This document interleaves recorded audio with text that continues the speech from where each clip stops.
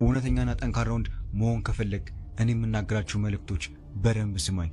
የማይገመቱ ወንድና አስፈሪ የሚያደርጉ ነገሮች ልንገርህ፣ ግን ይህን ነገር በእውነተኛ ዓለም ላይ ባትሞክሮ እመክራለሁ። አለበለዚያ አደገኛ ወንድ ሊያደርግ ይችላል። አንደኛው መፍራት አቁም። ምንም ነገር ሊፈጠር ይችላል።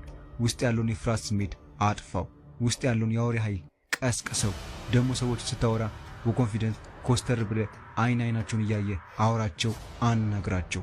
ሁለተኛ ዝምታን አብዛ።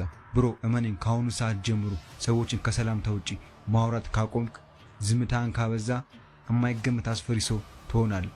ምክንያቱም ዝም ስትል ስላጋጠመ ነገር አታወራም። ስለ ራስህ እቅድ፣ ስለ ቀጣይ እርምጃ ራሱ አትናገርም። ስለዚህ በዚህን ጊዜ ዝም የምትልበት ቅጽበት ላይ ውስጥ ትልቅ ጥንካሬና ኃይል ይጠራቀማል፣ ይከማቻል። ሶስተኛው ንቀትን አትቀበል፣ ንቀትን አትታገስ።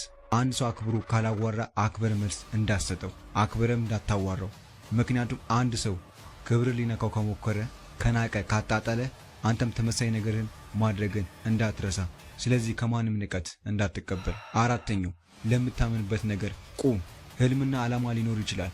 ነገር ግን ያንን ዓላማህን ህልምንም ከማግኘት ሊያስቆም የሚችል ሰውም ሆነ የውጪ ጠላት የለም።